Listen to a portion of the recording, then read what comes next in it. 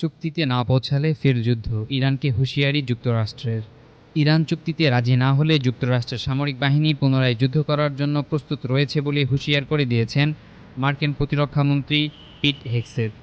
বৃহস্পতিবার ওয়াশিংটন ডিসিতে ইরানের সঙ্গে যুদ্ধের বিষয়ে এক সংবাদ ব্রিফিংয়ে এই হুঁশিয়ারি দিয়েছেন তিনি।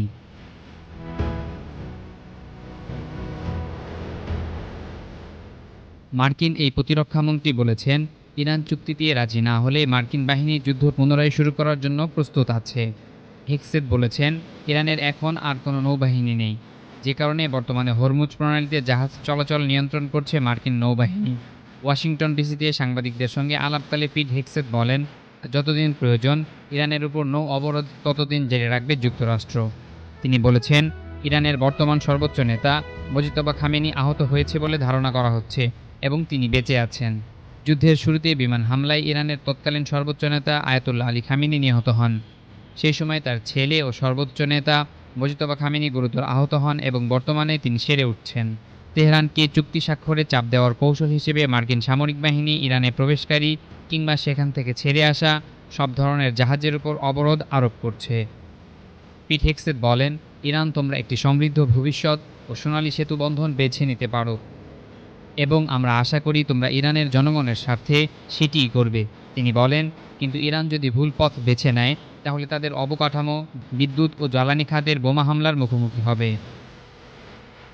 ইরানের সঙ্গে যুদ্ধ বন্ধে চুক্তিতে পৌঁছানোর বিষয়ে বুধবার ট্রাম্প প্রশাসন ইতিবাচক মনোভাব প্রকাশ করেছে। তবে একই সঙ্গে সতর্ক করে দিয়ে যুক্তরাষ্ট্র বলেছে, তেহরান যদি অবাধ্যতা অব্যাহত রাখে তাহলে তাদের ওপর অর্থনৈতিক চাপ আরও বৃদ্ধি করা হবে। ইরানের ক্ষমতাসীন নেতাদের উদ্দেশ্যে হেগসেথ বলেন, এটি কোনো সমান শক্তির লড়াই নয়। আপনারা কোন ধরনের সামরিক সরঞ্জাম সরাচ্ছেন এবং কোথায় সরাচ্ছেন তা আমাদের জানা আছে।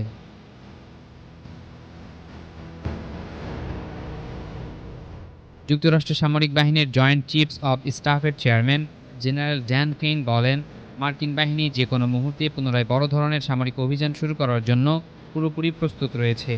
ব্রিফিংয়ে তিনি বলেন, মার্কিন নৌবাহিনীর জাহাজগুলো ইরানের পতাকাবাহী যে কোনো জাহাজ অথবা ইরানকে বস্তুগত সহায়তা দেওয়ার চেষ্টা করছে, এমন যে কোনো জাহাজকে ধাওয়া করবে।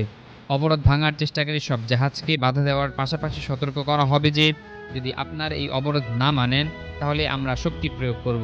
তিনি বলেন, ইরানের আঞ্চলিক সমুদ্র সীমা এবং আন্তর্জাতিক জলসীমা উভয় ক্ষেত্রেই এই অবরোধ কার্যকর করা হবে। কেইন বলেন, এখন পর্যন্ত মোট ১৩টি জাহাজ অবরোধ ভাঙার চেষ্টা না করে ফিরে যাওয়ার সিদ্ধান্ত নিয়েছে। তবে এখন পর্যন্ত কোনো জাহাজে জোরপূর্বক তল্লাশি চালানো হয়নি বলেও তিনি জানান।